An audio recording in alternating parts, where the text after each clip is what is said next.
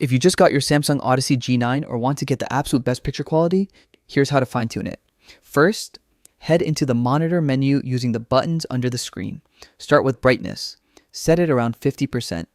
This middle ground works well whether your room is bright or dim. You can adjust up or down about 10 points depending on your lighting. Contrast should also stay at 50. This keeps your blacks deep and your highlights bright without losing detail. Next, set sharpness to around 10. It adds just a bit of clarity without making everything look overly outlined. Color saturation at 16 tones down that neon look, but if you prefer vibrant visuals, bump it up to 20. Leave the tint at 0 unless your whites have a green or red cast, and choose natural for color tone. It's balanced, not too warm or cool.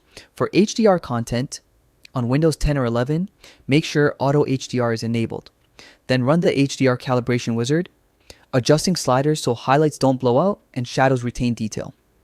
The G9 handles HDR beautifully, so just a small tweak goes a long way. When it comes to gaming, keep game mode off. It can actually interfere with your picture settings more than it helps. Set your refresh rate to 240 Hz in Windows for smooth performance, and enable G-Sync or FreeSync both on your monitor and GPU to eliminate screen tearing. Finally, set response time to fast or faster for crisp visuals during fast action scenes.